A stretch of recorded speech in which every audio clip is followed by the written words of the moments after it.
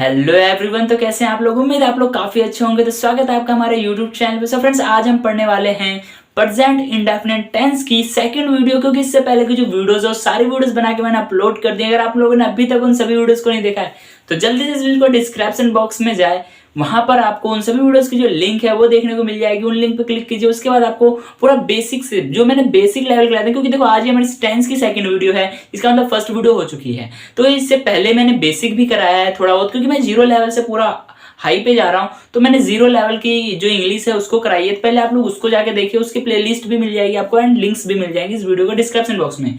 तो जल्दी से जाइए उन वीडियोस को देखिए, उसके बाद ही आपको आगे बढ़ना चाहिए। तो ज्यादा फार्म ना भरते हुए स्टार्ट करते हैं आज का टॉपिक। लेकिन उससे पहले अगर आप लोग हमारे चैनल पे नए हो तो प्लीज चैनल को सब्सक्राइब करें एंड ध्यान से बेल आइकन को ऑन कर देते, क्योंकि आने वाली नई वीडियोस की सारी नोटिफिकेशन आप लोगों तक पहुंच जाए। तो ज्यादा टाइम वेस्ट ना करते हुए स्टार्ट करते हैं आज का टॉपिक।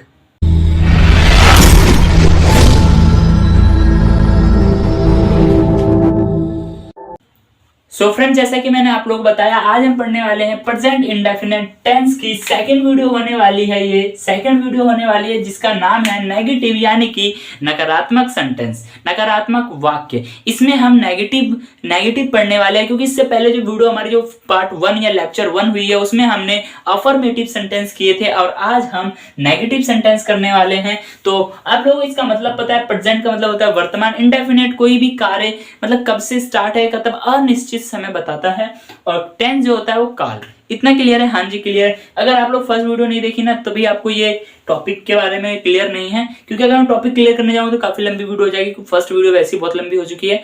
तो मैं इसको छोड़ देता हूँ। अब हम डायरेक्ट करते हैं अपना जो टॉपिक है हमारा, वो है नेगेटिव। तो नेगेटिव के बारे में आपको पता है नकारात्मक वाक्य होते हैं। तो इसमें वाक्य कैसे बनेंगे पहले मैं वो बता देता हूँ आप लोगों को। देखो, इसमें जो वाक्य बनेंगे वो इस तरीके से बनेंगे। मैं भूखा नहीं रहता हूँ, ठीक है। मैं नहीं खाता हूँ, मैं नहीं खेलता हूँ, मैं नहीं सोता हूँ, मैं नहीं सोचता हूँ, मैं नहीं जाता हूँ। ठीक है, क्लियर है? हाँ जी क्लियर है। आगे बाकी पढ़ेंगे तो और ज्यादा क्लियर हो जाएगा, ठीक है। तो देखो इसकी पहचान से स्टार्ट करेंगे। तो देखो इसकी पहचान है, जिस वाक्य के अंत में ता हूं, ती हो, ते हो इत्यादि आ जाए, यानी ता हूं, ते हूं, ता है, ती हो, और भी बहुत सारी चीजें आ जाए, इत्यादि मतलब ता से ही हो, ता लास्ट में आए, ता है, ती है, ते हैं, तू हो, ती है, ते हो, ती हूं, ते हूं, बहुत सारी चीजें इत्यादि। तब कर्ता के अनुसार डू डस का प्रयोग करेंगे, क्योंकि आपको पता है प्रेजेंट इंडेफिनिट टेंस जो है उसकी जो हेल्पिंग वर्ब है डू डस, इंडेफिनिट की उसकी हेल्पिंग वर्ब है डू डस, ठीक है। जो कि हमने पहली लेक्चर में डू डस हेल्पिंग वर्ब को यूज नहीं किया था। क्यों यूज नहीं किया था वो मैंने उसी वीडियो में बताया, तो यहाँ नहीं बताने वाला मैं। तो देखो इसका एक जो हमें ये पता चल गया, ये हमें पहचान हो गई कि ये जो सेंटेंस है, जो वाक्य है, ये प्रेजेंट इंडेफिनिट टेंस का है। ये पहचान पता चल गई। क्या है? ता हूं, ती हूं, ते हैं, ती हो, ते हैं, बहुत सारी चीजें ऐसी इत्यादि आ जाती हैं, जिससे कि हमें ये अनुभव या पता चल जाता है कि ये काम, ये चीज, ये जो है सेंटेंस, ये वाक्य है, ये क्या है? प्रेजेंट इंडेफिनिट है, ठीक है।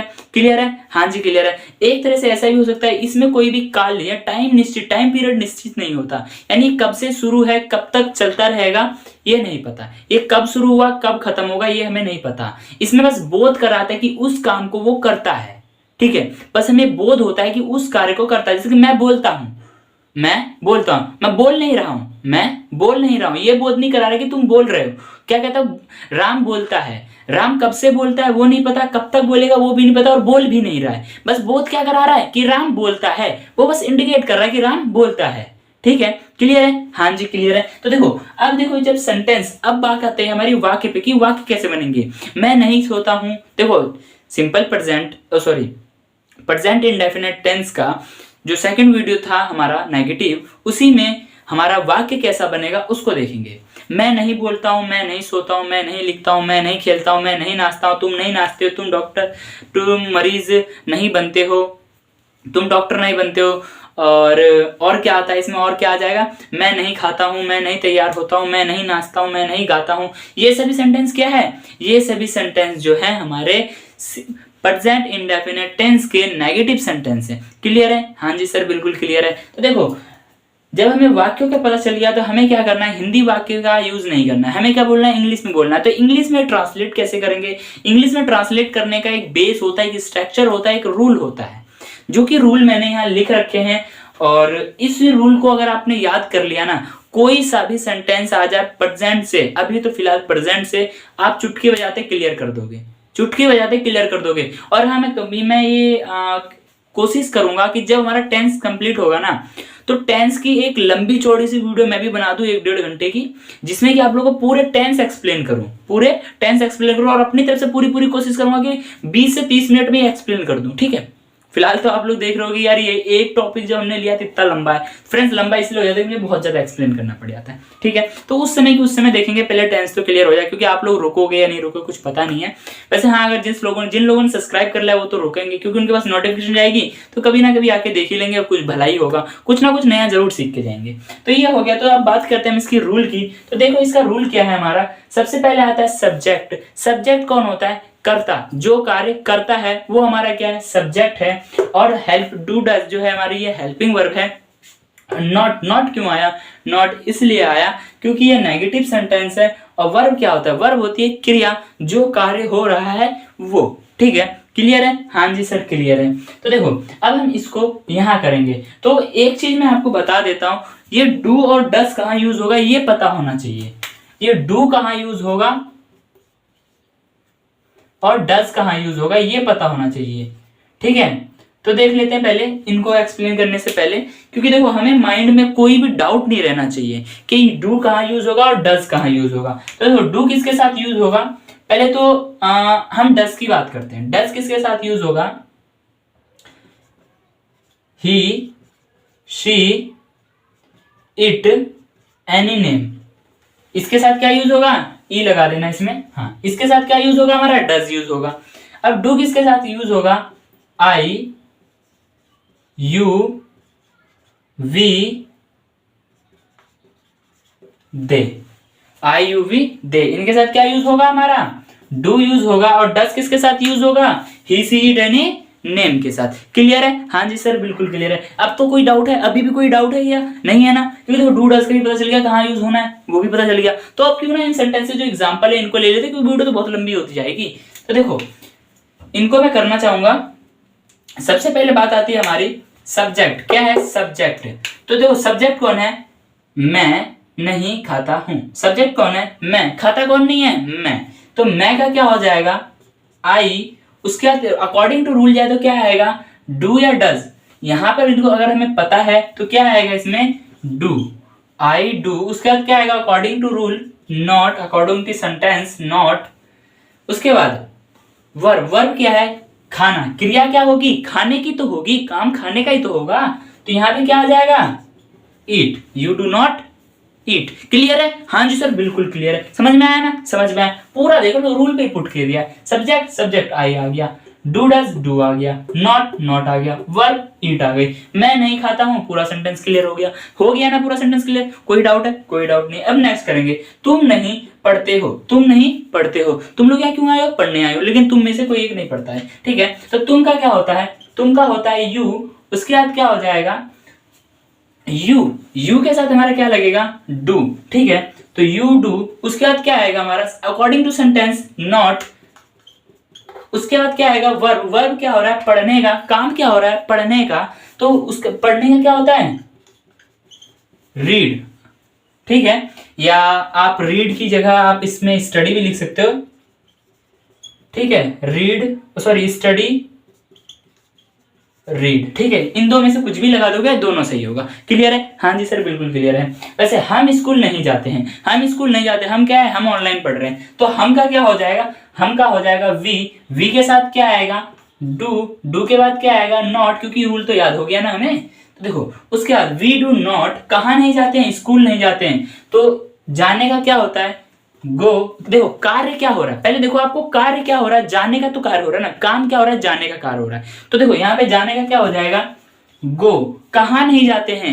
कहाँ नहीं जाते हैं? स्कूल। स्कूल को जोड़ने के लिए हम किसका यूज करें? अगर मैं इसमें लिख दूं we do not go school तो अच्छा लगेगा। अगर मैं ये लिख दूं we do not go to school तो कैसा लगेगा? अच्छा लगेगा ना। तो जोड़ने का कार्य करेगा हमारा टू। कहाँ नहीं जा रहे हैं हम? स्कूल नहीं जा रहे हैं। Go to school. क्लियर है? We do not go to school. देख सकते हैं हम स्कूल नहीं जाते हैं, we do not go to school. Clear है? हाँ जी सर बिल्कुल क्लियर है। वह नहीं नाचती है। बसंती इन मत नाचना, ठीक है। देखो वह नहीं नाचती है, वह नहीं नाचती है, क्या बोध हो रहा है? वह नहीं नाचती है, स्त्रीलिंग का बोध हो रहा है शायद, शायद। देखो क्या आ जाएगा? She do not, she do not dance, she do not dance, वह नहीं नाचती है। क्लियर है? राम नहीं लिखता है, राम नहीं लिखता है, वो स्क्रीनशॉट लेने के लिए रुका हुआ है, मुझे पता है राम लिख ही नहीं रहा। तो क्या हो जाएगा? राम डू नॉट, लिखने का क्या होता है? Right, WRIT। एक बार पता है ऐसी ने मुझसे बोला था राइट लिखने के लिए, मैं बोर्ड पे, मैं स्कूल में गया, बोर्ड पे मैंने RIGHT लिख दिया। बाद में जब मैं आ गया ना तब मुझे समझ में आया ये राइट कौन सा था, वो वाला राइट था या लिखने वाला राइट था। बड़ा कंफ्यूजन था उस समय पे। उतनी कुछ खास एज नहीं, उसमें मैं तकरीबन 8th या 7th क्लास के आसपास था, कुछ ऐसे, ठीक है, समथिंग ऐसी कुछ था, 7th या 8th में था, उतना मुझे क्लियर नहीं है, ठीक है। वह लोग नहीं समझते हैं, वह लोग नहीं समझते हैं, वह लोग नहीं समझते हैं। तो क्या हो जाएगा? मेरी बात वह लोग नहीं समझते हैं, मेरी बात वह लोग नहीं समझते, तो थर्ड पर्सन तो नहीं है ये। और यहाँ पे हमें ना थर्ड पर्सन देखना है ना सेकंड पर्सन देखना है, हमें बस क्या देखना है? डू डज देखना है। तो क्या आ जाएगा? वे का क्या होता है? दे, वे का क्या होता है? They do not. समझने का क्या होता है? अंडरस्टैंड। क्या होता है? अंडरस्टैंड, UNDERSTAND, अंडरस्टैंड, ठीक है। क्लियर है? हाँ जी, अंडरस्टैंड हो गया। उसका they do not understand, understand. Clear है इतना? हाँ जी सर बिल्कुल क्लियर है। तो देखो ये सारी चीजें हमने समझ ली हैं, सारी चीजें समझ ली हैं। फिर भी एक बार मैं मोटा मोटा बताता हूँ हमने किया क्या। हमने आज पढ़ा प्रेजेंट इंडेफिनेट, सबसे पहले हमने आज पढ़ा प्रेजेंट इंडेफिनेट टेंस का सेकंड वीडियो जो कि था हमारा नेगेटिव यानी कि नकारात्मक सेंटेंस। और हमें ये पता कैसे चलेगा कि ये प्रेजेंट इंडेफिनेट टेंस है, कैसे पता चलेगा? इसको पता चलने के लिए हमने पहचान पढ़ी। तीसरे नंबर पे हमने क्या पढ़ी? पहचान पढ़ी। पहचान क्या आती है? जिस वाक्य के अंत में ता है, ती है, ते है, ते हो आ जाए, वो सभी हमारे क्या है? प्रेजेंट इंडेफिनिट टेंस है। तो उनके अनुसार, मतलब कर्ता के अनुसार डू डज का यूज करना है। क्लियर है? हाँ जी सर इतना क्लियर है। उसके बाद हमने क्या पढ़ा? हमने ये पढ़ा कि डू और डज को यूज कहाँ करना है, कैसे यूज करना है। ठीक है, कर्ता सब्जेक्ट के अनुसार तो यूज कर लेंगे, कर्ता के अनुसार यूज कर लेंगे, लेकिन डू डज को यूज किसके किसके साथ करना है? तो वो डू को यूज करना है IUV दे के साथ, डज को यूज करना है ही सी इट एनी नेम के साथ, डज को यूज करना है। क्लियर है? हाँ जी क्लियर है। चार चीजें क्लियर हो चुकी हैं। उसके बाद हमने 5वें नंबर पे क्या पढ़ा? हमने पढ़ा हमारे सेंटेंस कैसे आएंगे, सेंटेंस वाक्य कैसे बनेंगे। वो कैसे बनेंगे? मैं नहीं खाता हूं, तुम नहीं पढ़ते हो, तुम नहीं सोते हो, तुम नहीं गाते हो, तुम नहीं नाचते हो, ये सभी क्या हमारे सेंटेंस, ये वाक्य बनेंगे। 6ठे नंबर पे हमने क्या पढ़ा? हमें हिंदी नहीं बोलनी थी, हमें क्या बोलनी है? इंग्लिश बोलनी है। तो इंग्लिश का एक बेस, एक स्ट्रक्चर, एक रूल होगा। तो हमने क्या पढ़ा? रूल पढ़ा। रूल क्या था? हमारा सब्जेक्ट यानी कि कर्ता जो कार्य करता है। उसके बाद हमने पढ़ा डू डज। डू डज क्या है? हमारी हेल्पिंग वर्ब है। उसके बाद हमने नॉट लगाया। नॉट क्यों लगाया? क्योंकि नेगेटिव पढ़ रहे थे इसलिए नॉट लगा दिया। उसके बाद क्या आ गया? वर्ब की फर्स्ट फॉर्म आ गई। और वर्ब क्या होता है? क्रिया, यानी जो कार्य हो रही है। क्लियर है? 6ठी चीजें क्लियर होगी। उसके बाद हमने क्या किया? इस रूल पे सारे सेंटेंसेस, सारे एग्जांपल्स को हमने एक्सप्लेन कर लिया। तो एक बार मैं एक्सप्लेन करता हूं। मैं नहीं खाता हूं, आई डू नॉट ईट। तुम नहीं पढ़ते हो, यू डू नॉट स्टडी। हम स्कूल नहीं जाते हैं, we do not go to school. वह नहीं नाचती है, she do not dance. Ram नहीं लिखता है, राम डू नॉट राइट। वह लोग नहीं समझते हैं, they do not understand. They do not understand. Clear है? हाँ जी सर बिल्कुल क्लियर है। समझ में आ गया? हाँ समझ में आ गया। तो देखो आप लोग चाहो तो इसका एक स्क्रीनशॉट ले सकते हो, जो कि आपको बेनिफिट बहुत ज्यादा देगा। राम जिसके इंतजार में रुका हुआ था और राम का काम आ गया है ना, स्क्रीनशॉट ले लिया। वैसे देखो फ्रेंड्स, मैं ये चाहता हूँ ना कि आप लोग कॉपी पेन लेके रखा करो, ज्यादा 5 मिनट भी नहीं लगते लिखने में, 5 मिनट में क्लियर हो जाएगा। तो क्योंकि फोन में हम स्क्रीनशॉट लेके तो रख लेते हैं, लेकिन वो रखा ही रह जाता है, उसको दोबारा हम देखते नहीं है कि नहीं? क्योंकि फोन जो है ना ये कीड़ा है। फोन क्या है? एक कीड़ा है। आप लोगे हाथ में पढ़ने के लिए, लेकिन करोगे क्या? रील देखोगे, उंगली चलती रहेंगी।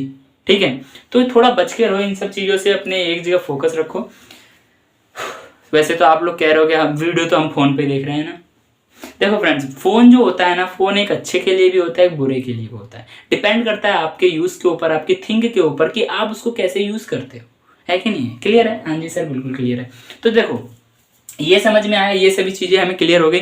तो मुझे उम्मीद है कि आप लोगों को एक्सप्लेनेशन काफी अच्छी लगी होगी और मैंने अपनी तरफ से पूरी कोशिश की है कि आप लोग एक तो नींद ना आए, दूसरा बोर ना हो। सबसे मेन इंपॉर्टेंट टॉपिक जो मैंने कोशिश की है पूरी कि आपको ये जो एक्सप्लेनेशन है, ये जो टॉपिक है, ये पूरा आपको अच्छे से अच्छे तरीके से समझ में आ जाए। और मुझे उम्मीद है कि आप लोगों को मेरी एक्सप्लेनेशन और ये टॉपिक दोनों ही समझ में आई होगी, दोनों ही अच्छी लगी होगी। और कोई भी अगर प्रॉब्लम हो, कोई डाउट हो तो अपना फीडबैक जरूर दें ताकि हम उसमें कुछ चेंजेस कर सकें। क्लियर है? क्लियर है। तो सर आज की वीडियो का यहीं समापन करते हैं, क्योंकि वीडियो जो है काफी ज्यादा लंबी हो चुकी है। मिलते हैं नेक्स्ट वीडियो में।